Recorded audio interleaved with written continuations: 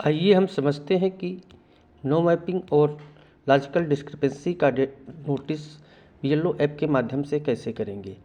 BLO app पे वर्तमान में SIR 2026 pre draft, upload EFR, collected EF, इस तरह से मिला करके delivery of schedule hearing notice से लेकर के upload hearing photo and attendance तक के टोटल ऐप के टैब जो है वो दिखाई पड़ रहे हैं।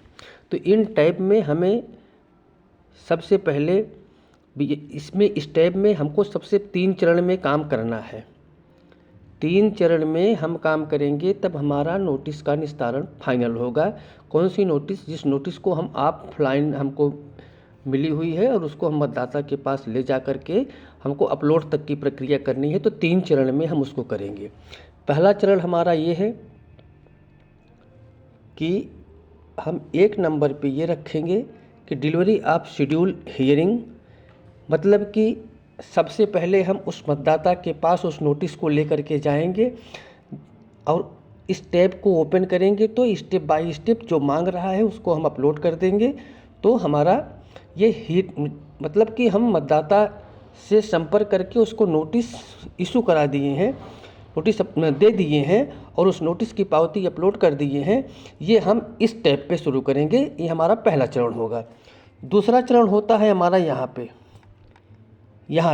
दूसरा चरण हमारा यहाँ पे होगा, जहाँ पे लिखा हुआ है कि upload hearing photo and attendance. मतलब हम उस मतदाता से कि फ़ोटो जो सुनवाई के दौरान हम उसको बुलवाए हुए हैं या उसके घर पे ही हम सुनने के लिए गए हुए हैं, तो उसकी फ़ोटो और एक रजिस्टर पे बाकायदा कि हमारी इनकी जो लॉजिकल डिस्क्रिपेंसी थी या नो मैपिंग का जो भी डेटा था वो किस कारण से था, इसको वो करते हुए संदर्भित करते हुए रजिस्टर में अंकित करेंगे। ये हमारा दूसरा स्टेप हुआ। और तीसरा स्टेप हमारा रहेगा कि हम इसको डिस्क्रिपेंसी इन मैपिंग, अगर डिस्क्रिपेंसी इन मैपिंग में है तो इसमें करेंगे और अगर इलेक्टर विथ नो मैपिंग में है तो इसमें करेंगे। तो ध्यान देंगे, पहला स्टेप हमारा ये है, दूसरा स्टेप हमारा ये है और तीसरा काम ये है। मतलब ये 2 प्रकार की हमारी नोटिसेज हैं जो नो मैपिंग में है और डिस्क्रिपेंसी में है। तो पहला स्टेप हम बीएलओ ये सभी ध्यान लें कि ये 1 स्टेप, 2 स्टेप, 3 स्टेप, 4 स्टेप को हमको पूरा करना है। अब हम आपको इसमें जैसे हम ओपन करते जाएंगे, बहुत ही सरल, कोई दिक्कत नहीं है।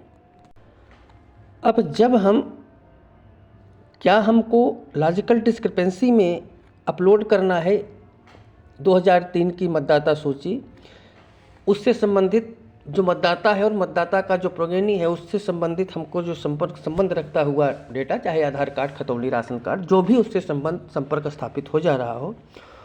और इसके बाद प्रमाण पत्र हमको 2 प्रकार के मिले हुए हैं जिसको अंडरटेकिंग नाम दिए हुए हैं। इस प्रमाण पत्र में आप ध्यान देंगे, प्रमाण पत्र कह रहा है, पहला प्रमाण पत्र है कि प्रमाणित, इसमें प्रमाण पत्र लिखा हुआ है, प्रमाणित किया जाता है कि श्रीमती जो मतदाता का नाम है वो लिखना है, आलेख निर्वाचक नामावली में विद्यमान विभाग संख्या क्रम संख्या इतने में, ये हमको पूरी तरह से दर्शाते हुए पूरा करना है। इसके बाद अगला जो है, अगला वाला हमारा अगली नोटिस वो है, हम उसमें उस वाले कॉलम में लिखेंगे जिसमें माता और पिता के नाम में सिर्फ विसंगति है, जिसका हम ऐड किए हैं। उस मतदाता के नाम में अगर जो विसंगति थी, स्पेलिंग मिस्टेक थी, उसको हम इस वाले इस पे करेंगे। बाकी का जो प्रमाण पत्र वाला है वो हम उस पूरे वाले में करेंगे। बहुत बहुत धन्यवाद।